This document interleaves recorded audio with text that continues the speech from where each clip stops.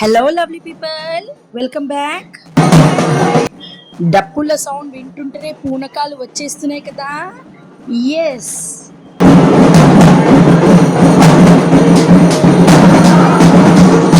మన లష్కర్ బోనాలు వైబ్స్ అసలు next level. అంతే, ఏమంటారు మీరు?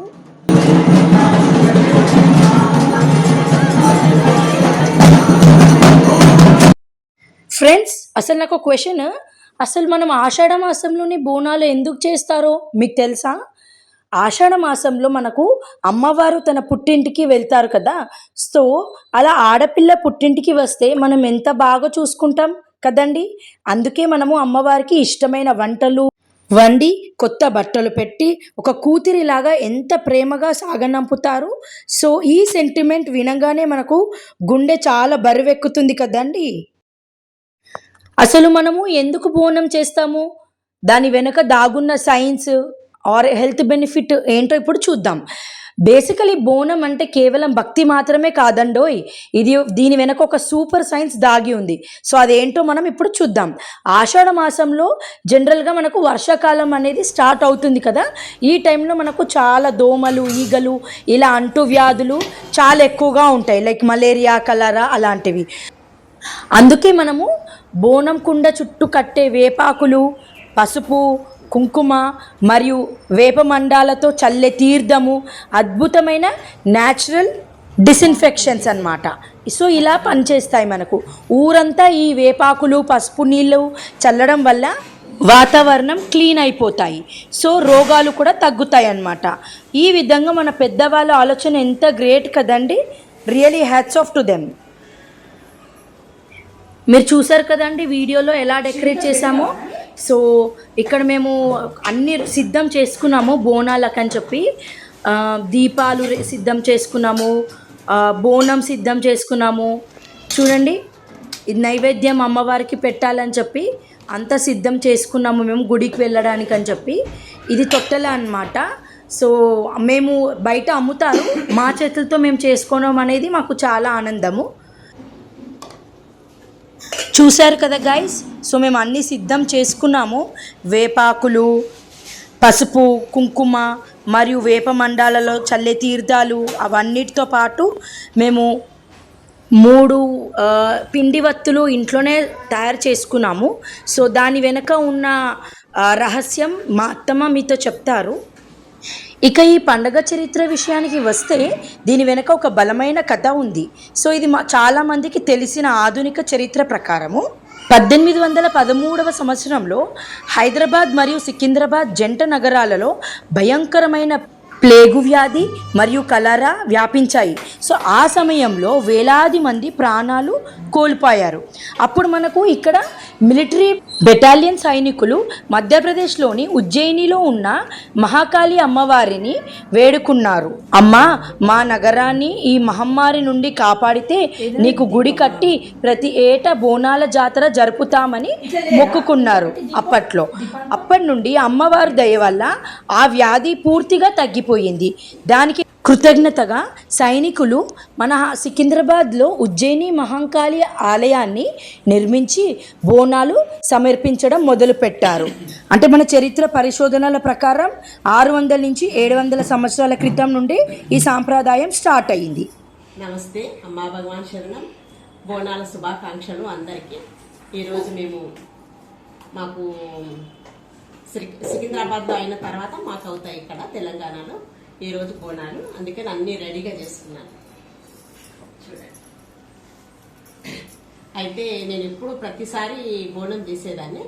అయితే ఇంకా రాను ఓపిక తగ్గిపోతుందని బోనంకి ఏమేమి తీసుకెళ్తాము, నైవేద్యము ప్లస్ బెల్లము, అది పూల శనగలు, అన్ని పసుపు, కుంకుమ, ప్రతి ఒక్కటి ఏంటంటే ఒట్టి పూజించేది మాత్రమే ఉండదు. అన్నీ ఏమేమి తీసుకెళ్ళాలో అన్నీ తీసుకెళ్తాను. అయితే నేను అన్నీ రెడీ చేసుకున్నాను. చూడండి,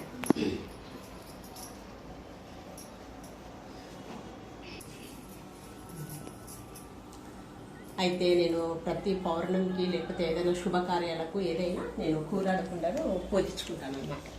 ఈరోజు బోనాలు కదా, నేను బోనం చేయలేదు కదా, నా తృప్తి కోసం. ఇది ప్రతి పర్టికులర్గానే ఏమి లేదు, ప్రతి ఒక్కరు చేయాలని లేదు. నా తృప్తి కోసం నా మనసుకి ఏది అనిపిస్తే అది చేసేస్తాను.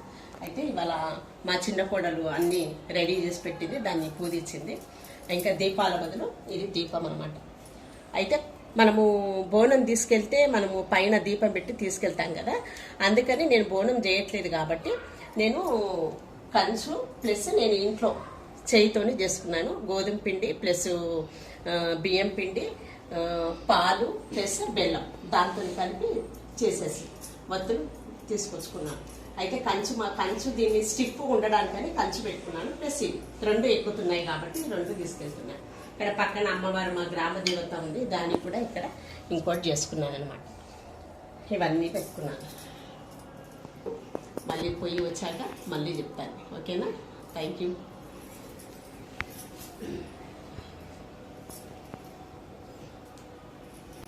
మళ్ళీ మనం బోనంకి అన్నం తీసుకెళ్తాం కదా, అయితే అన్నం నేను వండుకొని నేను బాక్సులో తీసుకొని వెళ్తున్నాను. అంటే అన్నంలో కొంచెము మనము పెసరపప్పు ప్లస్ పసుపు వేసి అన్నం వండాను. దాని తర్వాత పచ్చి పులుసు అంటే పోపు పెట్టకుండా వేస్తాను, అందులోనే కొంచెం పెరుగు, ఇవన్నీ తీసుకెళ్తున్నాను.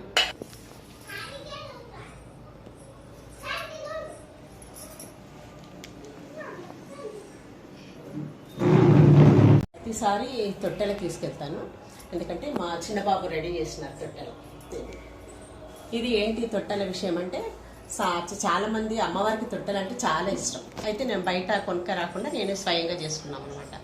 అంటే ఇదేంటంటే చాలా మంది అనుకుంటారు సంతానం లేకపోతే అమ్మవారికి తొట్టెల కడితే మనకు అమ్మవారి సంతానం ఇస్తుంది, అది ఓకే. ఇంకోటి ఏంటంటే మనకు అన్నీ ఉన్నాయి, నాకు అంతా అయిపోయింది కదా, మరి నేను కూడా తొట్టెలు చేయాలనుకుంటామంటే మనం తొట్టెల కడితే ఎట్లయితే తొట్టెల టూయాలని అమ్మ ఊగుతుందో మన జీవితం కూడా అలాగే ఆనందంగా అష్టైశ్వర్యాలతో అన్నిట్లలో భోగభాగ్యాలతో మనం ఉంటాము అని తీసుకెళ్తున్నాం. అది ప్రతి ఒక్కరికి ఓపికన్నా లేదు, పువ్వులు తీసుకెళ్తాము, అది మీ ఇష్టం. అది సో విన్నారు కదా గైస్, అత్తమ్మ ఎంత బాగా చెప్పారో, వివరించారు. సో తప్పకుండా ఈ వీడియో చూడండి, మనకు తెలియని విషయాలు చాలా తెలుస్తాయి. ఈ విధంగా మేము మా పూజకి అన్నీ సిద్ధం చేసుకున్నాము, మేము కంకణాలు కట్టుకున్నాము, డెకరేషన్ అవి చేసుకున్నాము. సో దీని గురించి వెనక ఉన్న చరిత్ర కూడా నేను బాగా తెలుసుకున్నాను. మా పిల్లలకి ఎలా వివరించాలి అనుకున్నాను. సో నాకు చాలా క్లారిటీ వచ్చింది. మీరు కూడా మీ పిల్లలకి మనం ఎందుకు పండగ చేస్తున్నాము, ఏంటిది దాని వెనక ఉన్న హిస్టరీ, సైన్స్ మీరు కూడా నేర్పించండి, చెప్పండి వాళ్ళకు.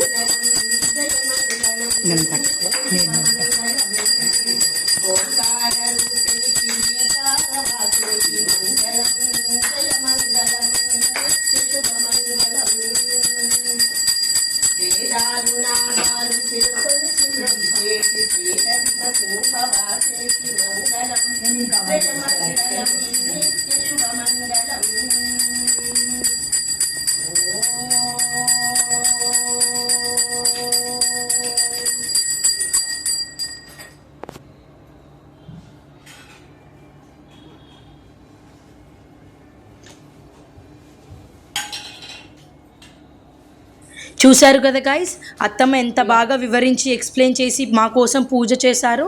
తన కోసం ఎప్పుడు ఏది ప్రార్థించరు, మా కోసమే ఉంటుంది.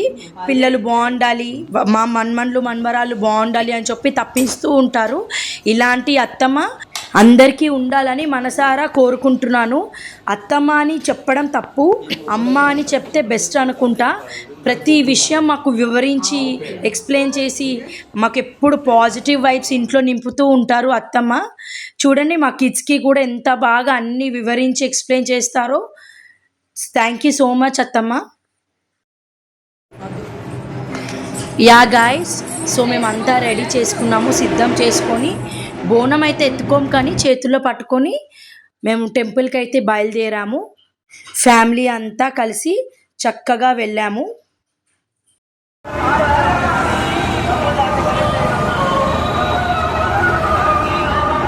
యా, సో బేసికలీ మేము 2 బోనాలు చేస్తాము. ఇప్పుడు వెళ్ళేది మేము ఫస్ట్ టెంపుల్కి వెళ్తున్నాము. రష్ ఉందండి, మేము వెళ్ళేసరికి అరౌండ్ 12 అలా అయ్యింది, పబ్లిక్ ఉన్నారు. సో మేము మాత్రం బోనం ఎత్తుకోలేదండి, మేము చేతుల్లోనే పట్టుకున్నాము, నైవేద్యం అన్నీ చేసుకున్నాము.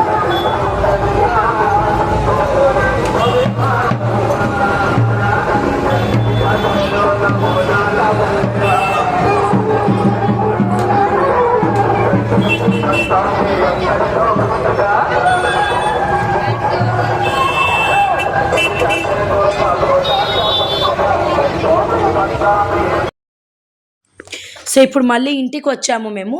ఇంటికి వచ్చి సెకండ్ టెంపుల్కి వెళ్దాము అనుకున్నాము. సో సెకండ్ బోనం కూడా తీసుకెళ్ళాము. ఇక్కడ చూడండి చాలా విశాలంగా ఉంది టెంపుల్. చాలా హ్యాపీగా అనిపించింది ఇలా ఫ్యామిలీతో సెలబ్రేట్ చేసుకోవడం అనేది. మీకు కనుక ఈ వీడియో నచ్చితే like, share and subscribe to my channel fun with Srilatha. Thank you all. Love you అండి.